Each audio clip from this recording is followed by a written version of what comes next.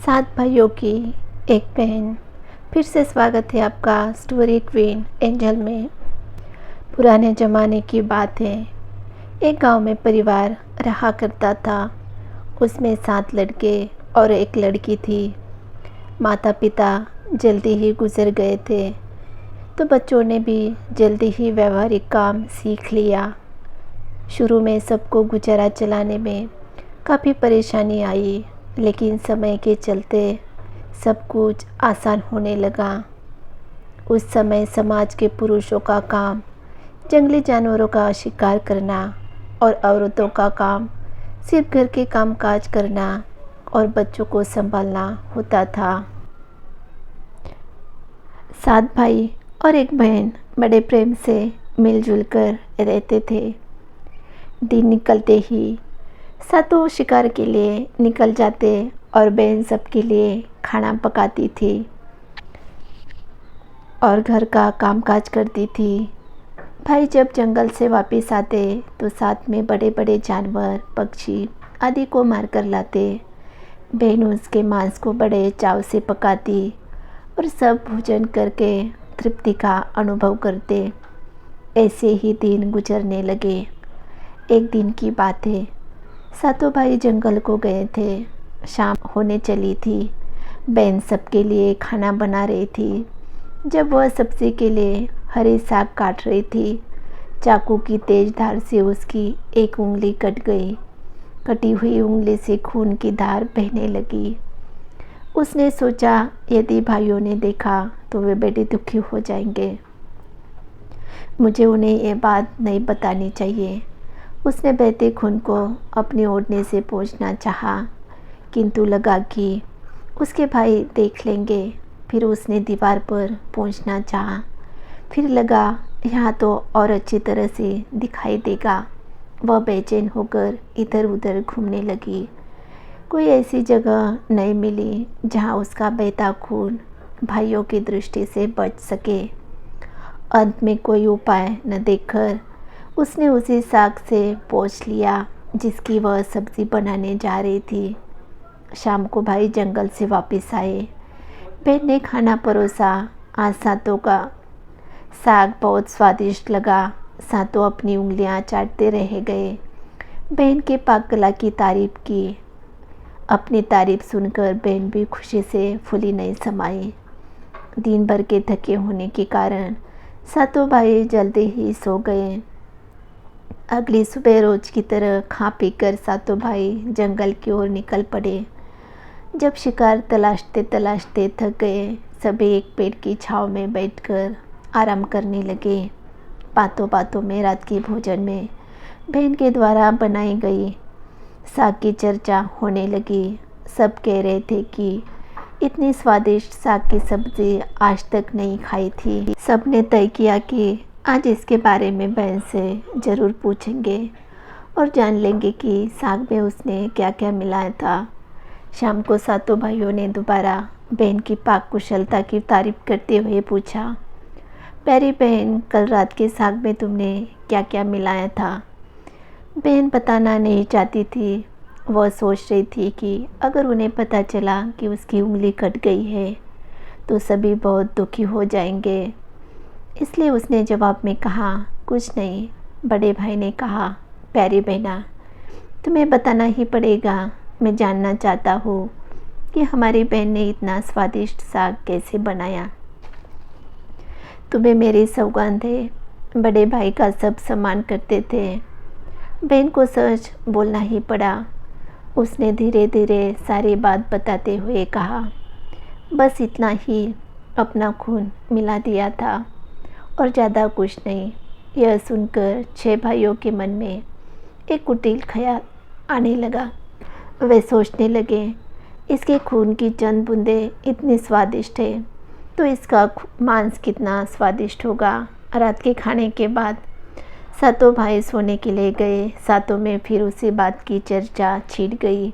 बड़ा भाई कहने लगा, अरे, खून की कुछ बूंदें इतनी स्वादिष्ट है तो शरीर का मांस कितना स्वादिष्ट होगा। सबने बड़े भाई की बात में हाँ मिलाया। अगले दिन शिकार के लिए जाते समय सातों ने यह योजना बनाई कि बहन को मारकर उसका मांस बनाएंगे, खूब स्वादिष्ट होगा। सातवें भाई को अपने बड़े भाइयों की युक्ति बिल्कुल भी उचित नहीं लगी। वह अपनी प्यारी बहन को बचाने के लिए बेचैन हो गया। वह खुलकर इसका विरोध नहीं कर सकता था क्योंकि 6 भाई एक तरफ थे। शिकार करने के बाद सभी भाई ने मिलकर एक टीले पर बांस के एक चांग का निर्माण किया। उनकी योजना यह थी कि बहन को फुसलाकर यहाँ लाएंगे, तीर मारकर उसकी हत्या करेंगे और उसका स्वादिष्ट मांस खाएंगे। अगले दिन बड़े भाई ने बहन से कहा, प्यारी बहन, तुम बड़ी हो गई हो और शादी के लिए हो गई हो। मैंने तुम्हारे लिए एक सुंदर से वर की तलाश की है। आज हम उसका घर देखने जाएंगे। तुम्हें भी सज संवर कर हमारे साथ चलना होगा। बहन शादी की बात से बहुत खुश हुई। तुरंत तैयार होकर भाइयों के साथ चलने लगी। चलते चलते वह थक गई। वह बड़े भाई से पूछने लगी, मेरा ससुराल अब कितना दूर है? बड़ा भाई बोला, बस अभी पहुंचने वाले हैं। दूर से ही दिखाई दे रहे टीले पर बने चांग को दिखाते हुए भाई बोला, वह देखो तुम्हारा ससुराल जहाँ तुम राज करोगी। यह सुनकर बहन आनंदित हो उठी। चांग पर पहुँचते ही बड़े भाई ने अन्य भाइयों को बहन को चांग पर खड़ी करके रस्सी के बांस के खंभे के सहारे बांधने का आदेश दिया। सभी मिलकर फुर्ती से बहन को बांधने लगे। बहन असहाय थी। अपने सभी भाइयों को हत्यारे के रूप में देखकर बहन का हृदय हाहाकार करने लगा। वह ईश्वर को याद करते हुए कहने लगी, हे ईश्वर, अब तुम ही मेरा सहारा हो। मेरे सातों भाई मेरी हत्या करना चाहते हैं। इनमें से एक भी ऐसा नहीं है जिसके दिल में मेरे लिए दया और प्रेम है। अपनी बातों से सातवां भाई द्रवीभूत हो उठा। बहन की पुकार पर वह तड़प कर रह गया, पर 6 भाइयों का प्रतिवाद करने का साहस नहीं जुटा पाया। बहन को निर्ममता से बांधने के बाद बड़े भाई ने सबको बारी बारी से उस पर बाण से प्रहार करने का आदेश दिया। बड़ा भाई हाथ में धनुष बाण लेकर जब प्रहार करने को तैयार हुआ, तब बहन भाई के सामने हाथ जोड़कर करुण स्वर में गाने लगी, मारो मारो भैया, छाती में लक्ष्य करके मारो भैया, छाती में लक्ष्य करके तुम्हारा तीर तुम्हारा धनुष जंगल को जाएगा। भैया मारो मारो भैया, छाती में लक्ष्य करके छाती में मारो। भाई ने कठोरता दिखाते हुए तीर चलाया, पर उसका निशाना विफल हो गया। इसके बाद दूसरा भाई तीर मारने को तैयार हुआ। बहन ने उसके लिए आगे भी हाथ जोड़कर वह करुण गीत दोहराया। इसका भी निशाना चूक गया। इसी तरह सभी भाइयों ने बारी बारी बहन की छाती को लक्ष्य करके तीर मारने की कोशिश की। बहन हर बार यही गीत दोहराती रही। 6 भाई लक्ष्य भेद करने में असफल रहे। अब 7वें की बारी थी। 6 भाई उसे कहने लगे, पूरी ताकत से तीर चलाना, बहन को एक ही बार में ढेर करना। यदि तुम्हारा निशाना चूक गया तो तुम जिंदा नहीं बचोगे। हम सब मिलकर तुम्हें मार देंगे। बहन ने छोटे भाई की जान खतरे में पड़ते देखा। उसने अपनी जान न्योछावर करके उसे बचाने का निश्चय किया। वह ईश्वर से प्रार्थना करने लगी, हे ईश्वर, मेरे भाई का तीर मेरी छाती भेदने में सफल हो जाए। वह करुण गीत गाने लगी, मारो मारो भैया, छाती में लक्ष्य करके भैया, छाती में लक्ष्य करके तेरा तीर मेरी छाती में भेद जाए। मारो मारो भैया, छाती में लक्ष्य करके भैया, छाती में लक्ष्य करके। छोटे भाई ने तीर चलाया। उसका तीर बहन के मर्म पर जा लगा। वह दर्द से तड़प उठी। कुछ देर चटपटाने के बाद उसके प्राण पखेरु उड़ गए। वह निष्पन्द हो गई। अपनी कुटिल योजना सफल होने पर 6 भाइयों की बाँछें खिल गई। सातों ने मिलकर मृत बहन का शरीर चांग से नीचे उतारा। 6 भाइयों ने मिलकर बहन के शरीर की बोटी बोटी काट डाली। बड़े भाई ने 7वें को जंगल से लकड़ी और पानी लाने का आदेश दिया। छोटा भाई पानी और लकड़ियों को ले साथ साथ कुछ मछली और केकड़े ले आया। वह अंदर अंदर बहुत व्यथित था। उसके भाई बहन का मांस बड़े चाव से पका रहे थे। वह अपनी प्यारी बहन का मांस नहीं खा पाएगा। अगर नहीं खाएगा तो अन्य भाई उसे गाली देंगे। उसने मांस बनाते समय चुपके से अपने साथ लाई मछलियाँ और केकड़े को आग में दे दिया और अपना खाना जुगाड़ किया। चावल और मांस तैयार हो गया। ज़मीन पर केले के पत्ते बिछाकर उसने सबके लिए खाना परोसा गया। छोटे भाई ने पहले ही अपने बैठन के स्थान पर एक छोटा गड्ढा खोद रखा था। उसने अपनी पत्तल के परोसे गए नर मांस को चुपके से गड्ढे में डाल दिया और मछली भात खाने लगा। अन्य भाई बहन की हड्डियां चबाने लगे।